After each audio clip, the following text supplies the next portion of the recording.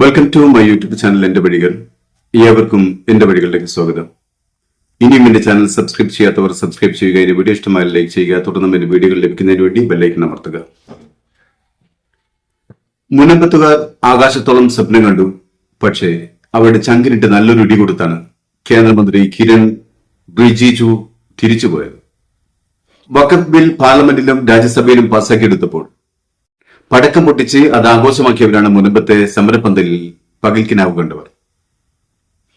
ആ നിരക്കായിരുന്നു ഖാസയും കേരളത്തിലെ BJP നേതാക്കളും പാവങ്ങളോട് പറഞ്ഞു ഫലിപ്പിച്ചത്.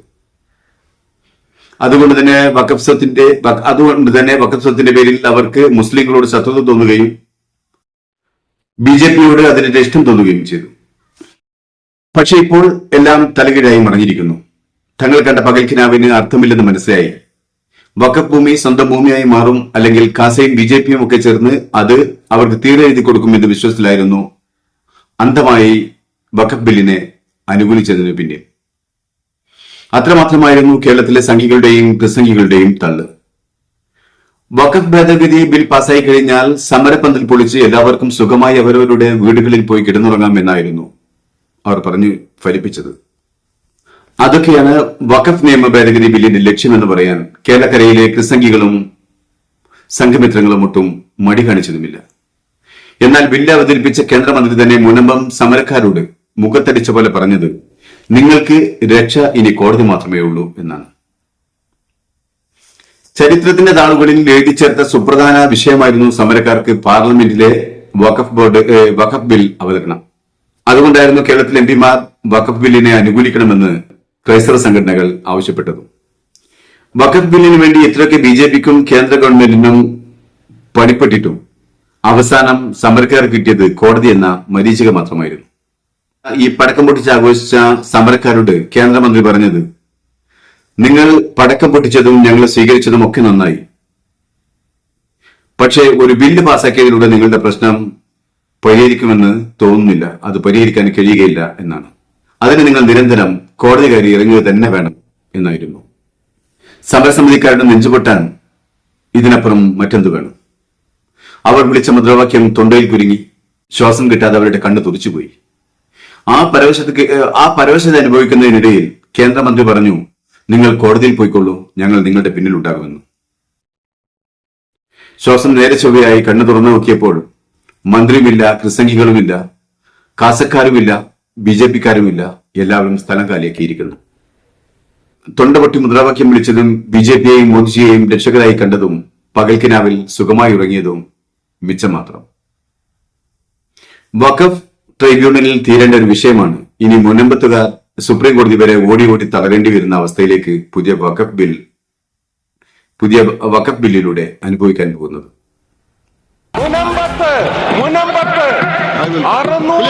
കുടുംബങ്ങളെയാണ് sir, please give me little time please sir. 600 കുടുംബങ്ങളെ അവരെ ചതിയിൽപ്പെടുത്തി മാത്രമല്ല വഹിച്ചിരിക്കുകയാണ്. ഇവര് അവിടെയുള്ള ഒരു പ്രധാനപ്പെട്ട പാർട്ടിയുടെ മത നേതാവ് പോയി എന്താ വാക്ക് കൊടുത്തത്? ഒരു കമ്മീഷന് ജസ്റ്റിസ് CNRന്റെ പേരിൽ ഒരു കമ്മീഷനെ രൂപീകരിച്ചു. ഹൈക്കോടതി അതെടുത്ത് തോട്ടിൽ കളഞ്ഞിട്ടുണ്ട്. നിങ്ങൾ സൃഷ്ടിച്ച പ്രമേയം അറബിക്കടലിൽ മുക്കുകല്ല, ചവിട്ടി താഴ്ത്തിയിരിക്കും കേരളത്തിലെ ജനങ്ങൾ. അതിന് ഹിന്ദുവും ക്രിസ്ത്യാനിയും മുസ്ലിമും ഒന്നുമില്ല, ചവിട്ടി താഴ്ത്തിയിരിക്കും. അതിനിടയിൽ സുരേഷ് ഗോപിയുടെ കമ്മീഷണർ ഡയലോഗും മുൻപത്തുകാരെ വല്ലാതെ ആവേശം കൊള്ളിച്ചെന്ന് വേണം പറയാൻ. വല്ലാത്ത പ്രകടനമായിരുന്നു സുരേഷ് ഗോപിയുടേത്. കൈയും കാലും ഒക്കെ നീട്ടി നമ്മുടെ കമ്മീഷണറിലെ ഭരത് ചന്ദ്രൻ IPS പോലെ. എവിടെ പോയി മുൻപത്തുകാരെ, കാസക്കാരെ, ക്രിസംഗികളെ? നിങ്ങളുടെ MP സുരേഷ് അന്ന് ആ പ്രസംഗിച്ച വീരത്തോട് നിങ്ങൾക്ക് വേണ്ടി വല്ലതും ചെയ്യാനും പറയാനും അദ്ദേഹത്തോട് നിങ്ങൾ പറയണം. പിന്നെ മറ്റൊരു കാര്യം, അറബിക്കടലിൽ ചവിട്ടിത്താത്താൻ പോകുമ്പോൾ കാൽ തെറ്റാതെ നോക്കാൻ പറയണം. കാരണം കടൽ അറബിക്കടലായതുകൊണ്ട് BJPക്കാർ ഒരു പക്ഷേ കാൽ പിടിച്ച് വലിച്ചെന്ന് വരാം. പിന്നെ നമ്മുടെ കുര്യൻ സാറ് നരേന്ദ്രമോദി മുൻപത്തുകാർ ചെയ്ത ഔദാര്യത്തിന് പ്രത്യേകം നന്ദി രേഖപ്പെടുത്തിയിട്ടുണ്ട്. ആ പാവത്തിന് നിങ്ങൾ മുൻപത്തുകാർ മനസ്സറിഞ്ഞ് വല്ലതും നൽകണം. മൂപ്പര് ഇംഗ്ലീഷിൽ പറഞ്ഞതൊന്നും നിങ്ങൾ മനസ്സിലാവാതിരുന്നിട്ടാണ്. നിങ്ങൾക്ക് വേണ്ടി മാത്രമാണ് അദ്ദേഹം ശബ്ദിച്ചത്. മുനമ്പം നിങ്ങളുടെ സ്വന്തം പേരിലാക്കി തരുന്നതിന് വേണ്ടിയാണ് അദ്ദേഹം മോദിജിയോട് സംസാരിച്ചത്. അതുകൊണ്ട് കോടതിയിൽ പോകുമ്പോൾ അദ്ദേഹത്തെ കൂടി കൊണ്ടുപോകണം. Passing the bill in the Lok Sabha at 12:38 in Munambam, Kerala. The people of Munambam, they started their procession in support of this bill, and they blasted crackers, and they expressed their gratitude to Pradhan Mantri Modi ji, and they said that only Modi ji can save their land and livelihood. Yesterday it happened. BJP ഗവൺമെന്റും സംഘമിത്രങ്ങളും ജനങ്ങളോട് പറഞ്ഞ ഏതെങ്കിലും ഒരു കാര്യത്തിൽ അവർ ജനങ്ങളെ വഞ്ചിക്കാതിരുന്നിട്ടുണ്ടോ? BJP അധികാരത്തിലേക്ക് കയറുമ്പോൾ പറഞ്ഞത് മുതൽ ഇതുവരെ ജനങ്ങൾക്ക് നൽകിയ വാഗ്ദാനങ്ങളെല്ലാം പൊള്ളയായിരുന്നുവെന്ന് നമുക്കറിയാം. ജനങ്ങളെ വിഡ്ഢികളാക്കി അധികാര കസേര ഉറപ്പിക്കുന്ന കുതന്ത്രങ്ങൾ അത് മാത്രമാണ് BJPക്കുള്ളത്. ഇന്ത്യ രാജ്യത്തെ 80% വരുന്ന ഹിന്ദുക്കളെ ഉത്തേജിപ്പിച്ചു നിർത്താൻ അതിന് പാകത്തിലുള്ള വർഗീയ വിഷയങ്ങൾ ഒന്ന് തീരുമ്പോൾ മറ്റൊന്ന് പുറത്തേക്ക് എടുത്തുകൊടുത്ത് അധികാരം നിലനിർത്തുന്ന കുതന്ത്രം മാത്രമാണ് അവർക്കുള്ളത്. മുമ്പ് ബ്രിട്ടീഷുകാർ പയറ്റിയിരുന്ന അതേ കുതന്ത്രം ഇന്ന് ഇന്ത്യ ഭരിക്കുന്നവർ സ്വന്തം രാജ്യത്ത് വിളയിച്ചെടുക്കുന്നുവെന്ന് മാത്രം. അതിൽ വീഴുന്ന ഒരു വലിയ പറ്റം പ്രാണികളും നമുക്കിടയിൽ ജീവിക്കുന്നു. മുനമ്പത്തെ വഖഫ് ഭൂമി സ്വന്തമാക്കിയവർ അതിരുകളില്ലാത്ത ആകാശത്തിന് കീഴെ തങ്ങൾ സ്വന്തമാക്കി കാലങ്ങളോളം താമസിച്ച മണ്ണിനായി പ്രാർത്ഥിക്കുകയാണ്. എറണാകുളം മുനമ്പത്തുള്ള ഏകദേശം 600ഓളം കുടുംബങ്ങളാണ് വഖഫ് ബോർഡിന്റെ നോട്ടീസിനാൽ അങ്കലാപ്പിലായി ആകാശം നോക്കിയിരിക്കുന്നത്. തലമുറകളായി അവർ താമസിക്കുന്ന വീടും അവർ ഉപയോഗിക്കുന്ന മണ്ണും വഖഫ് ബോർഡിന്റെ അധികാരത്തിലുള്ളതാണെന്ന് കാണിച്ചാണ് നോട്ടീസ്. 1950കളിൽ അവിടുത്തെ വലിയ ജന്മിയായ ഒരു സേട്ട് തന്റെ കൈവശമുണ്ടായിരുന്ന സ്വത്തിൽ 400-ലധികം വരുന്ന ഏക്കർ ഭൂമി ഫാറൂഖ് കോളേജിന് വേണ്ടി വഖഫ് ചെയ്തു എന്നാണ് രേഖ. കേരളത്തിലെ മുസ്ലിം ജനതയുടെ വിദ്യാഭ്യാസ പുരോഗതിക്ക് വേണ്ടി രൂപം കൊണ്ടതായിരുന്നു ഫാറൂഖ് കോളേജ്. ആ സ്ഥാപനത്തിന്റെ പുരോഗതിക്കും നടത്തിപ്പിനും വേണ്ടി വഖഫ് ചെയ്ത ഭൂസ്വത്താണ് പിന്നീട് ആരുടെയൊക്കെയോ പിടിപ്പുകേട് കൊണ്ടോ അശ്രദ്ധ കൊണ്ടോ അന്യാധീനപ്പെട്ടു പോയത്. ഈ ഭൂമിയുടെ കുറച്ചു ഭാഗം അഥവാ ഏകദേശം ഒരു 22 ഏക്കറോളം ഭൂമി കടലെടുത്തു പോയി എന്ന് പറയപ്പെടുന്നു.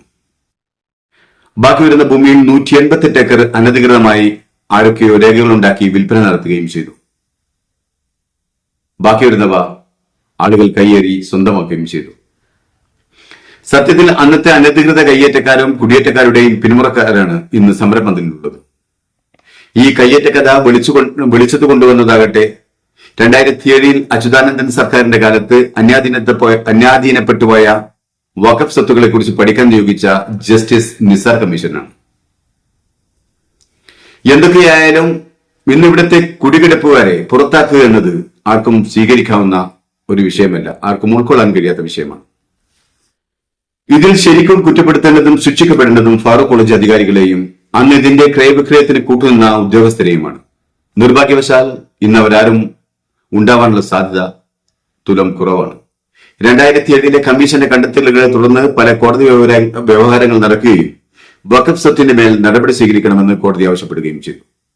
എന്നാൽ വഖഫ് ബോർഡും ഉദ്യോഗസ്ഥരും തികഞ്ഞ ഉദാസീനത കാണിക്കയാൽ വിഷയം നിഷ്ക്രിയമായി കിടന്നു.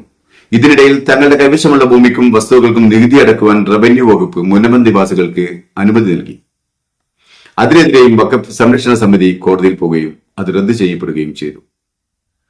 ഹൈക്കോടതി ഡിവിഷൻ ബെഞ്ചിന്റെ വിധിയെ തുടർന്ന് മുനമ്പത്തുകാർക്ക് തങ്ങളുടെ ഭൂമിക്ക് നികുതി അടക്കാനോ ക്രയവിക്രയം ചെയ്യാനോ എന്തിന് ബാങ്കിൽ നിന്ന് ലോൺ എടുക്കുന്നതിന് പോലും കഴിയാതെയായി. വഖഫ് സ്വത്തിന് നിയമപരമായ ഒരു സ്വഭാവമുണ്ട്. അതായത് ഒരിക്കൽ വഖഫ് ചെയ്ത വസ്തു അത് എന്നും ദൈവത്തിന്റെ സ്വത്തായിരിക്കും. അത് പിന്നീട് ഒരിക്കലും വഖഫ് ചെയ്ത വ്യക്തിക്ക് പോലും തിരിച്ചെടുക്കാൻ കഴിയുകയില്ല. അത്തരത്തിൽ സങ്കീർണമായ സ്വത്താണ് കള്ളപ്രമാണങ്ങൾ ഉണ്ടാക്കി വിറ്റതും അനധികൃതമായി കൈവശം വെച്ച് അനുഭവിച്ചതും. ഇത്രയൊക്കെ സങ്കീർണമായ വിഷയങ്ങൾ നടക്കുമ്പോഴും അതൊന്നും ഫാറൂഖ് കോളേജിന്റെ നടത്തിപ്പുകാർ അറിഞ്ഞില്ല എന്ന് പറയുന്നത് തീർത്തും വിശ്വസിക്കാൻ ആർക്കും കഴിയുകയില്ല. ഫാറൂഖ് കോളേജിന്റെ അന്നത്തെ ഭരണാധികാരികൾ തന്നെയായിരിക്കാം 188 ഏക്കർ കൃത്രിമമായ രേഖകൾ ഉണ്ടാക്കി വിറ്റതിന് പിന്നിലെന്ന് സംശയിക്കേണ്ടിയിരിക്കുന്നു. എന്നാൽ ആര് തന്നെ വിൽപ്പന നടത്തിയാലും വഖഫ് സ്വത്ത് എന്ന നിലയിൽ വിൽപ്പന അത് സാധുവായിരിക്കുകയില്ല. അത് തന്നെയാണ് ഇപ്പോഴത്തെ പ്രതിസന്ധിക്കും കാരണം. വഖഫ് സ്വത്ത് മുസ്ലിങ്ങളുടേതായതുകൊണ്ട് തന്നെ മുനമ്പത്തെ ഭൂരിപക്ഷം വരുന്ന ക്രിസ്ത്യാനികളായ താമസക്കാർക്കിടയിൽ ഇതൊരു ക്രിസ്ത്യൻ മുസ്ലിം ഇഷ്യൂ ആയി മാറാൻ വലിയ പ്രയാസമുണ്ടായില്ല എന്ന് വേണം കരുതാൻ. അതിന് അനന്തരഫലമായിരിക്കണം വഖഫ് നിയമ ഭേദഗതി ബില്ലിനെ പിന്തുണക്കാൻ അവരെ പ്രാപ്തരാക്കിയതും പ്രചോദിപ്പിച്ചതും. എന്നാൽ ഈ വിഷയം കേരളത്തിനകത്ത് തന്നെ നമ്മുടെ ഗവൺമെന്റ് വിചാരിച്ചാൽ രമ്യമായി, ഗവൺമെന്റും വഖഫ് ബോർഡും വിചാരിച്ചാൽ രമ്യമായി പരിഹരിക്കാൻ കഴിയുമെന്ന വിശ്വാസത്തിൽ കേരളത്തിലെ മുസ്ലിം ജനവിഭാഗത്തിന്റെ പ്രതിനിധികൾ വഖഫ് മന്ത്രിയെ കണ്ട് വിഷയം രമ്യമായി പരിഹരിക്കണമെന്ന് ആവശ്യപ്പെട്ടിരുന്നതാണ്. പക്ഷെ കൃത്യമായ നടപടികൾ ഗവൺമെന്റിന്റെ ഭാഗത്തുനിന്നോ വഖഫ് ബോർഡിന്റെ ഭാഗത്തുനിന്നോ ഉണ്ടായില്ല എന്നതാണ് സത്യം. ഇവിടെ ജനങ്ങൾ നിവസിക്കുന്ന ഭൂമി അവർക്ക് വിട്ടുകൊടുക്കുകയും റിസോർട്ടുകളും മറ്റും പൊളിച്ചു നീക്കി അവ തിരിച്ച് വഖഫ് ഭൂമിയാക്കി മാറ്റുകയുമാണ് വേണ്ടത്. ഇത്രയും കാലം ജീവിച്ച ജനങ്ങളെ അവരുടെ ഭൂമിയിൽ നിന്നും കുടിയിറക്കുക എന്നത് അചിന്തനീയമായ ഒരു വിഷയമാണ്. അത് അപ്രായോഗികവുമാണ്.